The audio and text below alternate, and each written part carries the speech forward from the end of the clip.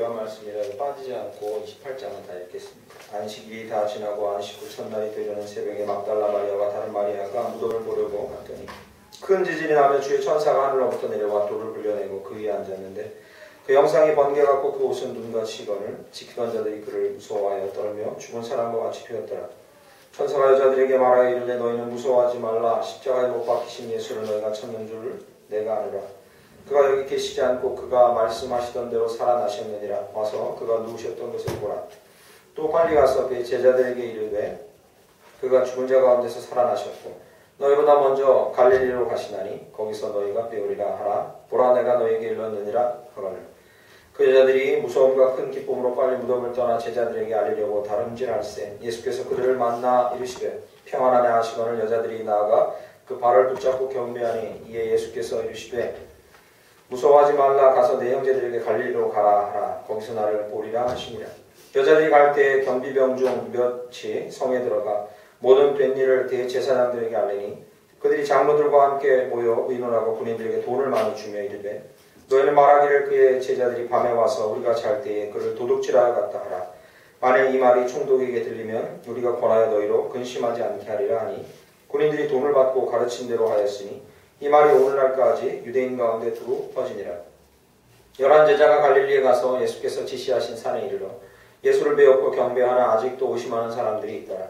예수께서 나와 말씀하여 이르시되 하늘과 땅의 모든 권세를 내게 주셨으니 그러므로 너희는 가서 모든 민족을 제자로 삼아 아버지와 아들과 성령의 이름으로 세례를 베풀고 내가 너희에게 분부한 모든 것을 가르쳐 지키게 하라.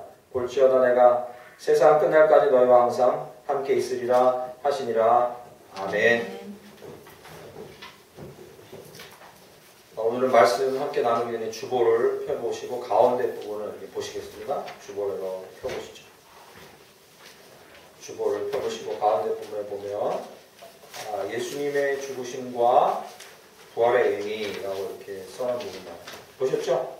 네, 예수님의 죽으심과 부활의 의미 여기 한 20가지 넘게 이렇게 써놨는데요. 이건 제가 창작해서 쓴 게 아니라 미국의 요즘에 가장 유수한 신학자요 목사 중에 한 분이 낸 책 중에 제목만 발췌해서 제가 썼습니다. 우리가 예수의 부활의 의미에 대해서 함께 제가 하나, 여러분이 함께 하나 이렇게 부활의 의미에 대해서 설교하는 내용도 많고 오늘도 또 설교하겠지만 우리의 마음 가운데 부활이 이렇게 다각도로 다가오지 않으면 사실상 현실성 없습니다. 마음에 와닿지 않거든요. 그러니까 우리 한번 읽어보고 그 다음에 우리 165장 주님께 영광 다시 사신 주 1절만 우리 함께 찬양하고 그리고 예수님 부활하셨습니다. 큰 소리로 함께 외치고 서로 부활하셨습니다. 서로 축하하고 부활을 외치는 연습을 하고 그리고 말씀 듣도록 하겠습니다. 제가 먼저 한번 읽어보도록 하겠습니다. 여러분 다음 두 번째 거 읽고하면서 교독합니다.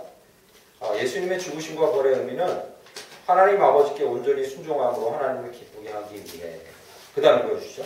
나를 위한 하나님의 사랑을 보여주시기 위해 나를 사납게 짓누르는 율법의 요구로부터 나를 자유케 하시기 위해 내가 믿고 나를 끝까지 보존하시기 위해 나를 거룩하고 책망받을 것이 없는 온전한 백성으로 만드시기 위해 나에게 깨끗한 양심을 주시기 위해 나를 이 악한 세대에서 건지시기 위해 나를 그리스도 그분의 소유로 삼으시기 위해 내가 지성소에 담대히 들어가도록 하기 위해 인간의 연약함을 동정하고 도울 수 있는 제사장이 되시기 위해 내가 주에 대하여 죽고 의에 대하여 살도록 하기 위해 나 자신을 위해 살지 않고 그리스도를 위해 살도록 하시려고 십자가가 나의 큰 자랑이 되도록 하시기 위해 하늘의 열심인 백성을 세우시기 위해 겸손히 큰 사랑을 베푸신 예수님을 본받게 하시려고 나를 죽음의 공포에서 해방시켜 주시기 위해 내가 죽은 자 가운데서 부활하도록 하기 위해 복음으로 하나님의 권능을 나타내시기 위해 민족 간의 적대감을 무너뜨리시기 위해 전 세계에서 자신의 양들을 불러 모으시기 위해 나와 함께 기쁨을 누리시기 위해 영광과 존귀로 관을 쓰시기 위해 다음 거는 한번 같이 읽어보겠습니다. 아무리 약한 사람도 선으로 바꿔놓으신다는 것을 잊지 마시기 할렐루야. 아멘. 165장 1절만 함께 찬양드립니다. 주님께 영광 다시 사신 우리 큰 소리로 함께 1절만 찬양드립니다. 주님께 영광 다시 사신 주 사망 권세 모두 이기시었네. 흰옷 입은 천사 돌을 옮겼고 누우셨던 곳은 비어 있었네. 주님께 영광 다시 사신 주 사망 권세 모두 이기시오. 우리 후렴만 다시 한번 주님께 영광 다시 사신 주 사망 권세 모두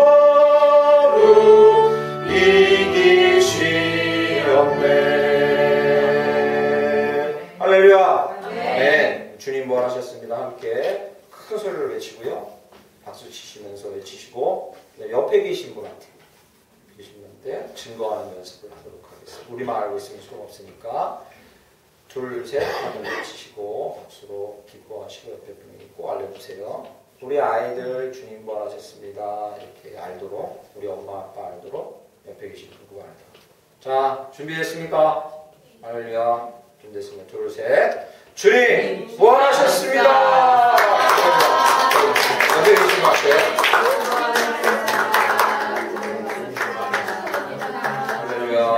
네, 주님 부활하셨습니다. 예, 갑자기 갑분싸 돼버리네요. 그렇습니다. 네. 요거 우선 자녀들이나 옆에 계신 분한테 얘기하는 훈련이 돼야 나중에 낯선 사람한테 가도 얘기가 나옵니다. 그러니까 한번 해봤습니다. 오늘은 마태복음 28장 1절부터 20절 말씀 본문으로 부활주일에 부활은 사실입니다. 이 제목으로 말씀 나누고자 합니다. 부활주일 아침은 일요일, 지금으로 말하면 새는 요일로 하면 일요일 아침입니다. 원래 예수님이 돌아가신 날은 금요일 오후 저녁쯤입니다. 그래서 그때부터 3일이죠. 만 3일이 아니라 새는 날로 3일이에요. 금, 토, 주일. 주일날 아침에 부활하신 거죠. 그 전까지는 유대인들은 하나님께 제사 드리는 제사일로 언제를 삼았냐면 토요일 아시죠? 안식일. 토요일을 삼았습니다. 왜 토요일 안식일이 주일로 지금 지켜지고 있느냐? 주일 예수님이 부활하신 기점으로 안식과 구원이 완성된 게 예수님 부활 통해서 완성됐어요.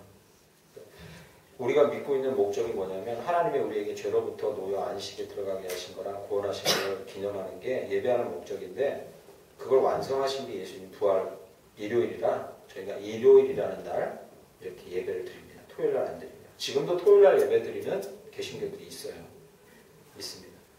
근데 그건 신학적으로 너무 복잡한 거라 지금 그걸 말하려는 건 아니고 그렇게 해서 일요일이 주일이 됐다는 거 여러분 아시면 되겠습니다. 오늘은 부활에 대해서 말하는데 부활은 의미가 아주 간단하고 복잡하지 않습니다. 저희가 수요일마다 로마서 강의를 듣고 있는데 이 복음이라는 게 너무 간단해요. 원래 우리는 뭘로 창조됐냐면 우리 서현이 주영이도 우리 함께 교리 공부할 때 저랑 나눴는데 저희는 원래 뭐로 창조됐냐면 하나님의 형상대로 창조되었어요. 그래서 지극한 복을 누릴 자고 하나님과 깊은 관계를 누릴 자고 영원토록 살 존재로 창조되었어요. 우선 이게 믿어져야 기독교가 믿어집니다. 그런데 어쨌든 이렇게 창조됐는데 죄를 우리가 스스로 짐으로 누가 강제로 짓게 한 게 아니라 스스로 짐으로 하나님과의 관계가 끊어지고 첫 번째, 두 번째 영원히 살지 못하게 됐어요. 죽으면 지옥에 가서 영원히 살죠. 영생, 복된 영생을 할 수 없게 됐어요. 또 하나는 대표적인 게 선을 행하려 해도 행할 수 없는 존재가 됐어요. 하나님과 관계가 끊어지고 안타까운 일이죠. 그래서 마지막 세 번째 교리가 무엇이냐면 예수님께서 인간에게 쏟을 모든 진노와 죄들을 죄악에 대한 대가를 죄 지으면 형벌 받아야 되잖아요. 그 인간 모든 인류에게 쏟을 과거, 미래, 현재 지을 죄들과 지은 죄들에 대한 대가를 예수님한테 다 씌우시고 예수님이 십자가에 돌아가심으로 우리의 죄 문제를 해결하시고 다시 부활하셔서 사셔서 우리에게 그 진리를 예수님이 다시 사셨다는 이 부활을 믿는 자에게 영원한 삶을 살게 해줄 뿐만 아니라 하나님과 교제를 가능하게 해주고 그리고 선을 행할 수 있게 해주셨어요. 할렐루야. 이게 부활의 진리입니다. 더 이상은 없어요. 더 복잡한 걸 얘기할 수도 있지만 이게 간단해요. 그런데 문제는 뭐냐? 여기서부터입니다. 이게 믿어지질 않는다는 거죠. 이게 잘 우리에게 믿어져서 막 그 생각하면 막 너무 기쁘고 감격하고 흥분되지 않는다는 거예요. 믿어지지 않는다는 거죠. 우리가 입으로는 고백하지만 그러나 어떤 분들은 교회 나오면서 입으로 자주 고백하지만 마음속으로 깊이 믿어져서 어떤 변화 같은 게 없다는 거예요. 기쁨도 없고. 문제는 이거라는 거죠. 마치 부활을 믿되 신화처럼 믿는 분들이 있는 거예요. 예수님이 실제로 부활하지 않았어도 별 의미가 없어요. 기독교 안에서도 이런 얘기를 하시는 분들이 있어요. 실제 부활하시지 않았어도 의미 별 중요하지 않아요. 왜냐하면 기독교라는 것 때문에 교회 나가는 것 때문에 내가 바르게 살 수 있으면 좋은 거예요. 예수님이 실제로 부활하시지 않았어도 별 상관이 없어요. 내가 교회 나가면서 복을 받으면 되는 거예요. 그럴 때 예수님의 부활은 신화처럼 받아들인 거예요. 신화 뭔지 아시죠? 평범한 이야기거나 또는 평범한 것보다 조금 특별한 이야기에서 특정 부분을 과대 해석한 거. 이거예요. 제가 제 코에는 500원짜리 돈 정도 들어갑니다. 정말 커요? 500원 넣을 수 있습니다. 여기. 근데 제가 우리 아이들한테 나 코에 500원 들어간다 해볼까? 나 이 코로도 2리터 페트병 있죠? 그걸 쭈그러뜨릴 수 있어요. 코킹으로. 필 수도 있습니다. 우리 아이들한테 그 얘기를 했다고 해요. 이게 사실로 전해지면 좋은데 나중에 제가 조상이 되고 우리 후대 아이들이 신화를 만드는 거죠. 어떻게 만들어요? 사실이 아니면 중요하지 않아요. 아빠 코가 크고 입김이 크다는, 콧김이 크다는 것만 전달하기 위해서 신화를 만들어요. 우리 아빠는 콧김으로 자동차를 이렇게 움직였다. 뭐 이렇게 신화를 만드는 거예요. 무슨 얘기인지 아시겠죠? 부풀리는 거예요. 예수님이 실제로 살아났는지 죽어서 살아났는지 중요하지 않아요. 신화처럼 그냥 좋은 대단한 분이셨구나라는 것 정도로 예수님이 대단한 분이셨구나라는 것 정도로 만들기 위해서 꾸며낸 얘기라도 상관이 없다. 그러나 어쨌든 우리는 우리 신앙적인 조상 예수를 대단한 사람으로 받들고 있다는 정도로만 만족하는 거죠. 죄송하지만 그 정도로는 사실 교회 나오실 필요 없어요. 기독교에서 부활을 빼고는 다른 게 믿을 게 없습니다. 부활이라는 걸 빼면 우리의 구원도 없고 우리의 생명도 없고 우리가 이렇게 앉아있을 의미가 없어요. 교회 나오면 착한 사람이 되고 윤리 도덕적이 된다는데 요즘엔 그거 아무도 안 믿습니다. 성도가 더 착하다는 얘기를 사회 일반적으로 받아들이지 않아요. 제가 목사지만 옆에 교인들이 더 착할 거라고 생각하지 않아요. 그렇지 않아요. 만약에 도덕적이고 윤리적이고 착하게 사시려고 교회 다니신다면 너무나 시간 낭비하죠. 이 교회, 이 기독교, 그리고 이 진리의 핵심은 거기에 있지 않아요. 부활을 빼고는 아무것도 남는 게 없습니다. 그래서 제가 긴 시간은 아니지만 짧은 시간 부활이 사실이라는 것에 대해서 사실이라는 게 중요해요. 왜 중요합니까? 여러분 이게 사실이라는 게 왜 중요합니까? 예수님이 죽었다 다시 살아났다는 게 사실이라는 게 왜 이토록 중요하겠어요? 여러분 2년 전쯤인가 1년 전쯤에 유명한 액션 블록버스터 배우가 등장한 메가로돈이라는 영화 나왔었는데 혹시 보신 분 계세요? 보셨으면 낚인 거예요. 별로 재미없어요. 메가로돈 알아요? 공룡시대부터 살았다는 20m가 넘는 상어, 백상아리 같은 거. 거기에 그 트랜스포터라는 영화에서 일약 스타가 된 그 스타덤, 제이슨 스타덤인가요? 주연으로 나왔었어요. 안 낚이신 게 잘하셨네요. 재미없어요. 그런데 메가로돈이라는 20m가 넘는 백상아리가 상상을 해보셨습니까? 대부분 사람들에게 그것은 존재하지 않는 신화라고 여겨졌어요. 그냥 큰 상어를 보고 얘기하다 하는데, 근데 제가 질문 드릴게요. 만약에 한 마리라도 살아있는 게 확인되면, 지금 생존했다는 게 확인되면, 그건 신화가 아니죠. 그렇잖아요. 그리고 한 마리라도 살아있는 게 확인되면 2마리 있을 가능성이 있습니까? 100마리는요? 있어요. 제가 드리고 싶은 말씀은 뭐냐면요. 예수님이 만약에 살아나셨다는 게 죽었다 부활하셨다고 그리고 영생을 취하셨다는 게 사실이라면 우리도 가능하다는 거예요. 예수님 완벽하게 사람으로 이 땅에 사셨어요. 그리고 죽으시고 부활하셨어요. 이게 사실이라면 우리도 그걸 믿고 죽었다가 부활할 수 있는 게 사실이라는 거예요. 할렐루야. 그래서 중요한 거예요. 이건 사실로 믿어야 돼요. 좋은 얘기로 믿으면 안 돼요. 오늘 본문 말씀은요. 마태복음 28장에 이게 사실이라는 걸 계속 강조해요. 사실이라는 거. 사실이라는 걸 강조합니다. 매번 부활절마다 이것을 어떻게 받아들이냐. 기념하고 말 것이 아니라 이것이 사실이라는 거. 역사적인 사실이라는 걸 우리는 반드시 알고 그렇게 마음속에 받아들여야 할 줄 믿습니다. 그래야 우리에게 뭐요? 부활의 소망과 기대가 생깁니다. 첫 번째 사실이라고 증명하는 내용은 28장 1절에 등장합니다. 보시죠. 안식일이 지나고 안식 후 첫날이 되는 새벽에 막달라 마리아와 다른 마리아가 무덤을 보러 갔더니 이렇게 나옵니다. 이거 갖고 뭐라고요? 왜요? 성경에는요. 예수님이 부활하셨다는 증거들이 많고 역사적인 증거, 역사가들이 많이 기술해 놨지만 이 28장 1절만큼 정확한 증거가 사실이란 증거가 없어요. 왜냐하면 예수님이 살아나신 그 사실을 처음 목격한 증인이 누구냐면 이 여인들이에요. 여기 누구요? 막달라 마리아와 다른 마리아 여인들이에요. 당시의 여인의 증언은 채용되지 않아요. 당시 여인은 숫자에 들어가지 않아요. 아이랑 여인은 숫자에 들어가지 않고 법정에 나와서 증거를 권리나 증거해봐야 사실을 증명할 증거로 채택되지 않아요. 그런 시대예요. 여러분 생각해 보세요. 이걸 만약에 거짓으로 꾸미려 했다면 이 마태가 지금 예수의 이 부활하심에 대해서 확증하려고 성경에 감동해서 쓰고 있는 마태가 이 말도 안 되는 증거를 드러났겠습니까? 그럴 리 없다는 거예요. 그럴 리 없다는 거예요. 마치 이런 거죠. 맨날 거짓말만 하는 어떤 아이에게 너 저 아저씨가 너 때렸니? 하고 말하는 거에 대한 증인으로 그 사람을 세웠을 때 그 아이가 거짓말 자주 하는 아이라는 게 법정에서 들통나면 그 증언 자체가 신빙성이 없어져요.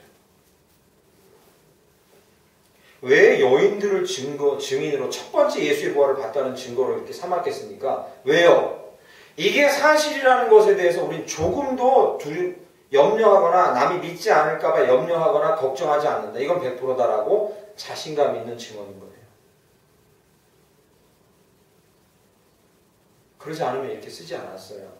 일부러 뺐을 거예요. 일부러 뺐을 거예요. 여성을 최초의 목격자라고 언급한 건 바보라도 하지 않을 짓이에요. 이 당시에는 할 수 없는 거예요. 빼야 돼요. 일부러 빼야 돼요. 그러나 마태는 계속해서 일관적으로 얘기해요. 있는 그대로를 말할 뿐입니다. 여자가 먼저 봤어요. 있는 그대로를 말할 뿐이에요. 저희. 그리고서 반대로 뭐라 하냐면요. 증거를 꾸며서 대려고 했다는 증거도 있습니다라는 걸 그 바로 이어서 적습니다. 11절부터 15절에 그 얘기 뒷부분에 적고 있습니다. 여자들이 갈 때 경비병 중 몇이 들어가 이 모든 된 일을 알렸어요. 경비병 보고 누가 와서 예수 시신 훔쳐가나 그래서 부활했다고 얘기하나 너희들이 지켜 했더니 경비병이 어떻게 지킬 수가 없잖아요. 성령께서 하신 일이니까. 하나님이 하신 일이니까. 그러니까 놀라가지고 가서 대제사장들에게 알렸어요. 그랬더니 여기 뭐라 합니까? 돈 주고요. 제자들이 와서 시체 훔쳐갔다 해라. 이 사실까지 계속 적고 있어요. 왜 예수 그리스도의 부활이 왜 사실입니까? 조금도 꾸밈이나 덧붙임이나 뺀 것 없이 그대로 다 적고 있기 때문에 이 객관적인 사실 때문에 예수의 부활을 사실이라고 믿을 만한 증거로 성경을 채용할 수 있다는 거죠. 부활은 역사적인 사실인 줄 믿습니다. 이 명제가 의미하는 바는 무엇이냐면요. 이것이 실제 있었던 일이고 그것을 믿는 모든 자가 그 믿음으로 함께 부활할 수 있다는 소망이 되는 줄 믿습니다. 할렐루야. 너무나 벅찬 거죠. 가슴 뿌듯한 거죠. 부활의 소망을 가진 자들은 그러므로 이것이 역사적인 사실이라는 것을 우리 마음 가운데 새기고 우리의 삶 가운데 부활 소망으로 살아가게 될 줄 믿습니다. 아멘. 첫 번째 이 부활은 역사적인 사실입니다라는 소단락을 마치면서 그럼 우리의 삶에 이것이 무슨 의미가 있느냐?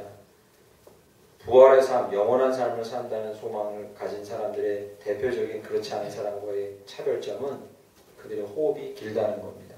기억하십시오.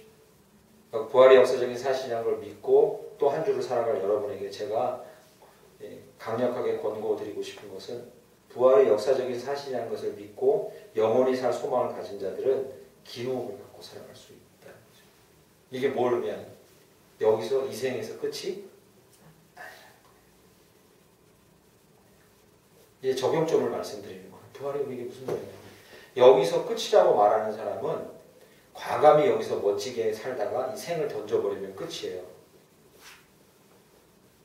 그러나 여기서 우리는 끝이 아니에요. 호흡이 길어질 수 있어요. 내가 뿌린 씨앗이 여기서 끝이 아니라 천국에서 열매 맺는 줄 믿습니다. 내가 여기서 쌓은 선행이 여기서 끝이 아니라 천국에서 열매 맺는 줄 믿습니다.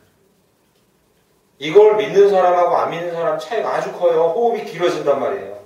짧은 호흡으로 사느냐? 긴 호흡으로 사느냐? 난관이나 절망 앞에서도 무슨 일이든지 지속할 수 있는 힘이 생긴단 말이에요. 제가 50이니까 30년만 이렇게 살다가 인생 끝나버리면 되니까 라고 생각하는 게 아니라 제가 10년이 남았더라도 여기서 내가 하는 일이 천국에서 주님께 평가받고 존중받고 면류관 받고 그리고 그때 함께 기뻐할 수 있다는 사실 때문에 우리는 절대 이 생의 삶의 끝까지 포기하거나 낙담할 수 없다는 거예요. 지속할 수 있다는 거죠.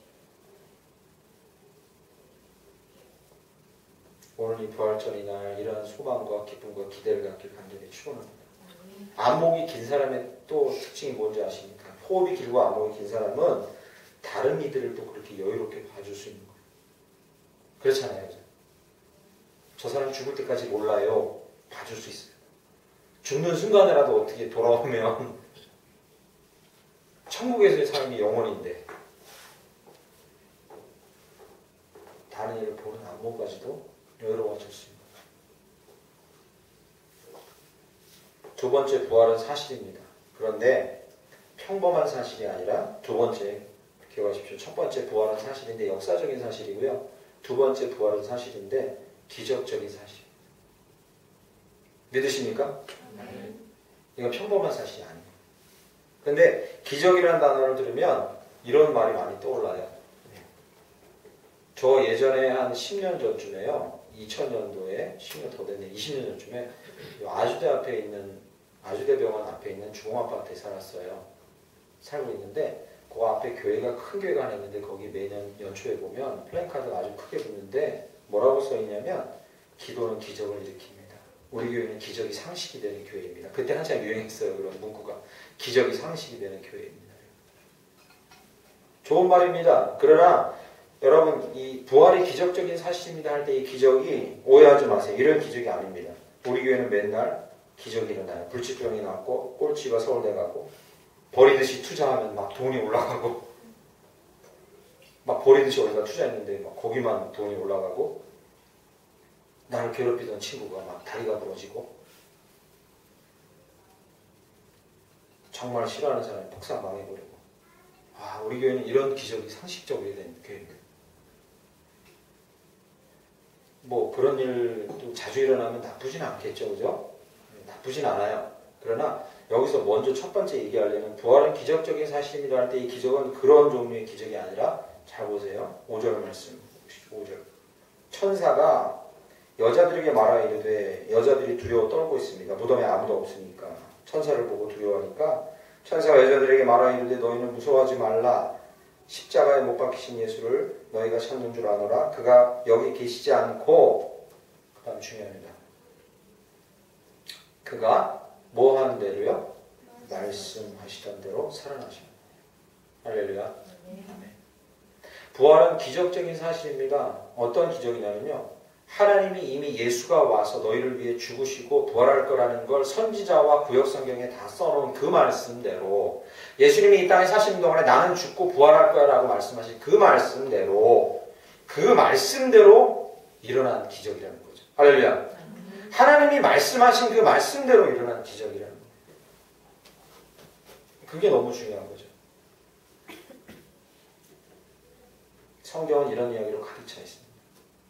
아브라함에게 하나님이 오셔서 너 자식이 있을 거야 100세라고 말씀하신 그대로 자식이 있었던 거예요. 그냥 덜컥 자식이 생긴 게 아니에요. 말씀하신 대로 자식이 생긴 겁니다. 마리아에게 와서 동정녀 잉태하고 예수를 낳을 거야 라고 얘기한 그 말씀대로 예수가 태어난 거죠. 그게 중요한 거예요. 부활은 기적적인 사실이지만 하나님의 말씀이 기적으로 일어난 사실이라는 거죠. 그래서 예수님이 돌아다니시는 동안, 살아있는 동안에요. 예수님 주변에 많은 사람이 몰려들어서 예수님 병도 고치고 눈도 뜨게 하니까 사람들이 와서 자꾸 예수님한테 물어봤어요. 요구했어요. 기적 보여주세요. 기적 보여주세요. 요구했어요. 예수님 그때 한 대답을 여러분 알고 계십니다. 뭐죠? 너희에게는 요나의 표적밖에 보여줄 게 없다. 요나의 표적이 뭡니까? 예수님 구원 얘기하는 거죠. 부활 얘기하시는 거죠. 요나가 물고기 뱃속에 3일 동안 죽은 줄 알았는데 살아난 거 얘기하는 거죠. 예수님이 죽으시고 부활하는 거 얘기하는 거죠. 예수님이 말씀하신 게 뭡니까? 말씀대로 내가 죽었다가 3일 만에 부활할 거라는 걸 너한테 보여주는 거. 이 기적이 가장 중요한 거다. 얘기하시는 거죠. 또 있습니다. 한두 가지가 아니에요. 제자들이 둘씩 예수님 보냈더니 병 고치고 막 귀신이 떠나가요. 제자들이 사역하니까. 그러니까 와서 예수님께 놀라가지고 예수님 우리 이런 일을 겪고 있어요. 놀랍지 않습니까? 그러니까 예수님이 그 제자들에게 뭐라고 하십니까? 너희가 기적을 베푸는 걸로 기뻐하지 말고 너희 이름이 하늘의 생명책에 기록된 것으로 기뻐하라. 계속해서 공통적으로 말씀하시는 것이 무엇입니까? 우리가 정말로 꿈꿔야 될 기적이나 놀라운 사실, 기적과 같은 놀라운 사실이 무엇이 되어야 한다는 겁니까? 구원과 관련된 것. 생명을 얻게 되는 것. 그게 가장 우선적인 거라고 말씀하십니다. 그리고 더불어 이러한 소망은, 이러한 믿음은 우리에게 다른 소망도 갖다 줍니다. 부활을 약속하신 것도 그대로 일어났는데 성경의 다른 약속들도 우리에게 그대로 일어날 줄 믿습니다. 이런 소망을 우리에게 가져다 주는 거죠. 맞지 않습니까? 말씀에 그토록 얘기한 부활이 이렇게 사실로 일어났다면 말씀에 그토록 약속하시는 것이 우리에게 사실로 일어날 것 같네. 이런 믿음을 우리에게 준다는 거죠. 대표적으로 하나 예를 들면 예레미야 33장 3절에 너는 내게 부르짖으라 내가 내게 응답하겠다. 응답할 뿐만 아니라 네가 알지 못하는 크고 은밀한 걸 너에게 보이리라. 아멘. 너무나 잘 아는 말씀인데 예수님이 부활을 약속하시고 하나님이 오래전에 부활을 약속하신 게 그대로 사실로 일어났다면 하나님께서 이렇게 중요한 기도해라 응답하겠다는 약속도 우리에게 사실로 일어날 줄 믿습니다.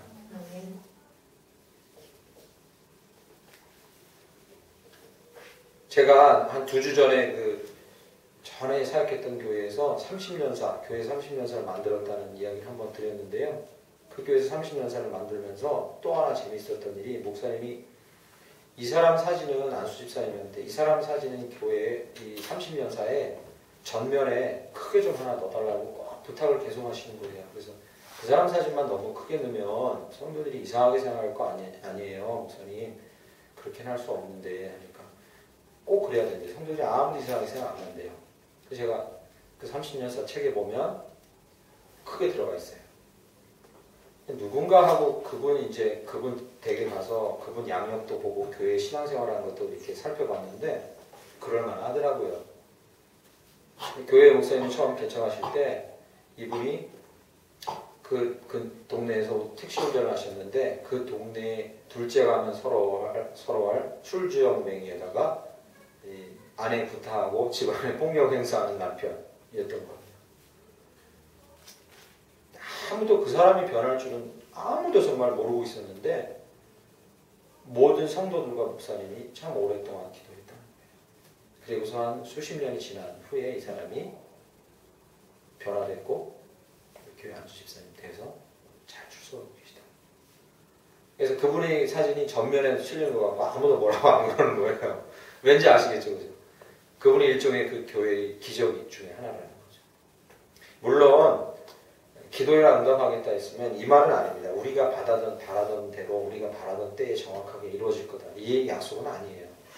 우리가 기대하지 않는 다른 방식으로 일어날 수도 있고 더 놀라운 방식으로 일어날 수도 있어요. 더 오랜 시간이 걸릴 수도 있습니다. 그러나 우리가 말씀 앞으로 계속 돌아와야 되고 그 말씀을 붙들어야 하는 하나입니다. 왜 하나입니까? 부활이 약속대로 이루어진 기적인 것처럼 우리에게도 무엇인가 삶의 기적이 있으려면 그것은 말씀의 근거에서만 있을 수 있다는 거죠. 할렐루야. 말씀에 근거하고 그것 앞에 돌아오고 그것 앞에 있어야만 가능하다는 거예요. 기적이. 그렇지 않고는 기적은 힘들다. 마지막 세 번째. 부활은 도전적인 사실입니다. 앞에 두 개를 다시 한번. 부활은 역사적인 사실인 줄 믿습니다. 네. 부활은 기적적인 사실입니다. 마지막으로 부활은요, 정말 도전적인 사실입니다. 어떤 사실이 우리에게 왔을 때 그것이 우리를 얼마나 도전을 주고 우리에게 행동하고 응전하게 하는가, 그 도전에 응전하게 하는가, 그것이 좋은 사실이에요. 그것이 좋은 진리인 거죠. 오늘 본문 말씀은요, 28장은 마태복음에 이 예수를 왕으로 그리고 있고, 그리고 이렇게 길게 써놓은 사복음서 중에 길게 써놓은 복음서 중에서 예수님 부활 이후의 사건에 대해서 이렇게 간단하게 쓴 책이 없습니다. 다른 복음서들 보면요, 예수님 부활하신 다음에 몇백 명이 받고 아시죠? 갈릴리에 가서 베드로 만나고 이 얘기 다 있는데 마태복음 그 얘기가 없어요. 10절, 15절 이후에 딱 16절에 가서 그런 중간 얘기가 다 생략되고 16절부터 20절까지 그러나 이 얘기를 꼭 쓰고 맞춰요. 그 얘기가 무엇입니까? 10절, 19절, 20절. 10절에 한번 나옵니다.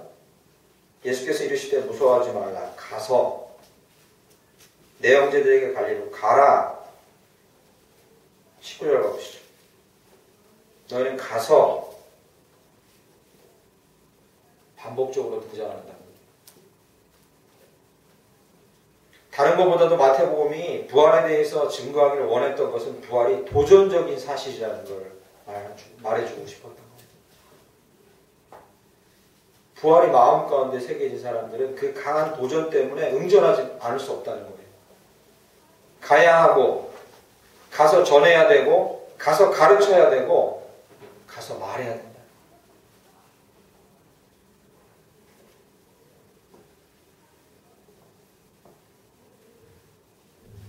그러나 너무 염려하지 마십시오. 부담 느끼지 마세요.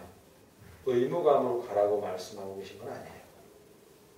부활이 너의 마음에 그리고 너의 삶에 너의 신앙에 다가오면 너는 그렇게 하지 않고는 견딜 수 없다라고 말씀하고 계신 거예요. 반대로 말하면요.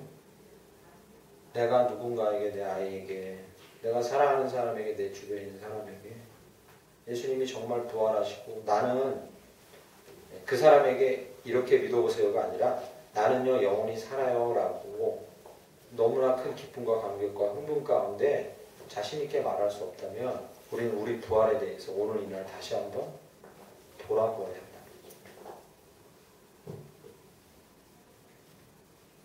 제 인생에 최근에 읽은 한 10년 어간에 읽은 베스트 서적이라 하면 저는 이 젠킨슨이라는 사람이 쓴 내 멋대로 써라라는 책을 꼽아요. 내 멋대로 써라. 글쓰기에 대한 책이에요. 한 10수년 전에 읽었는데 이 책 때문에 제 글쓰기가 많이 향상됐어요. 정말 좋은 책입니다. 저기 서고에도 있어요. 저희 교회. 정말 추천드립니다. 저희 아이한테도 추천했고 저한테 글쓰기에 대해서 물어보는 사람한테 이 책은 꼭 읽어보세요 라고 추천해요. 누가? 그래야 한다고 의무감을 줘서 그런 게 아니에요. 이런 책은 꼭 읽어봐야 돼요 라고 제 마음에 정말 큰 감동을 느낍니다. 제가 요 어간에 한 10년 어간에 본 영화 중에 베스트 영화는 뭐예요 하면요, 저는 그린북 추천합니다. 그린북. 정말 심금을 울리고 강한 메시지를 전달해 주면서도 재미있습니다. 그린북 꼭 보셔야 합니다. 이 영화 죽기 전에 꼭 봐야 될 영화 중에 하나예요. 그린북 정말 위대한 영화예요. 재밌기도 하고. 그런다고 남는 거 없어요. 그린북 측에서 저한테 돈 안 줍니다. 홍보했다고. 의무가 없고 저는 그럴 의무가 없어요. 그러나 이게 제 신금을 올리고 삶을 너무나 많이 두드렸기 때문에 저는 자주 얘기해요. 우리 아이한테도 얘기했고. 그러면 이 근처에서는 가장 마치 서울 해장국이죠. 제가 거기서 받는 돈 없어요. 나 제 입맛엔 정말 딱이더라고요. 거기가 딱이에요. 맛있어요. 얘기하는 거예요. 물론 여시막창이 어디예요? 여시막창이 영순이 아니 서울 해장국이 어딘지. 그다음에 1순위가 서울이고 여시막창 1순위. 왜냐하면요. 이게 의무감으로 저 이렇게 하는 거 아니에요. 누가 돈 준 게 아닙니다. 마음에 그게 진짜 와닿으면 그렇게 얘기하는 거예요. 근데 더 놀라운 건 뭔지 아십니까? 28장 20절에 보시면 의무감으로 이것을 행할 필요 없다. 너희가 의무감으로 행할 필요 없고 기쁘게 행할 수 있다라고 자신감을 주는 구절이 이제 마지막으로 나오고 마태복음이 끝나요. 부활에 대한 정리죠. 총정리예요. 뭐예요? 내가 너에게 분부한 모든 것을 가르쳐 지키게 하라. 볼지어다 내가 세상 끝날까지 너희와 항상 함께 있으리라 하시네. 할렐루야. 아멘. 너희는 너희 혼자 부활을 살고 증거하는 게 아니다. 만약 그럴 마음이라도 마음에 품고 있다면 나 하나님의 임재를 너희가 경험하게 될 것이다. 나 하나님의 능력을 경험하게 될 것이다 라고 말하고 있습니다. 말씀을 정리합니다. 부활은 그냥 축하하고 넘어갈 일이 아닙니다. 그것을 사실로서 받아들이고 여러분 마음 가운데 이게 교회 나와서 믿어야 되는 거예요. 제가 지금 믿으라고 말씀드리고 있는 게 아닙니다. 여러분들한테. 너무 애매한 건데 믿으세요 이렇게 얘기하면 절대 그렇게 얘기하고 있지 않습니다. 여러분 이성을 동원하셔서 생각하시고 믿으십시오. 이건 역사적으로 일어났던 일이라는 증거들이 너무 많고 그 중에 여기 성경에도 단적으로 드러나는 이야기입니다. 이성적으로 생각해서 이게 사실인지 한번 곰곰이 따져보고 믿으세요. 사실로. 부활은 기적적인 사실인 줄 믿습니다. 이게 만약에 기적이 아니면 다른 무엇이 기적이겠습니까? 정말 생명을 잃고 절망 가운데 살아가는 사람이 변화되는 게 기적이 아니면 뭐가 기적이겠습니까? 다른 건 소용없어요. 사람이 변화되는 게 가장 중요하지 않습니까? 마지막 세 번째 부활은 도전적인 사실인 줄 믿습니다. 아멘. 많은 사람들이 이렇게 얘기해요.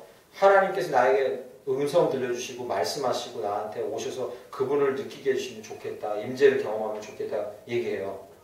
가장 좋은 길이 뭔지 아십니까? 자기를 제외한 누구에겐가라도 부활이 뭔가에 대해서 설명이라도 하는 그 과정 가운데 이 역사가 가장 크게 일어나요. 누군가에게 내가 부활에 대해서 조금이라도 설명해주고 싶고 알려주고 싶다는 마음 가운데 그것이 실천된다면 거기에 하나님의 임재가 가장 크게 돼요. 20절의 약속입니다. 거창한 걸 생각하지 마십시오.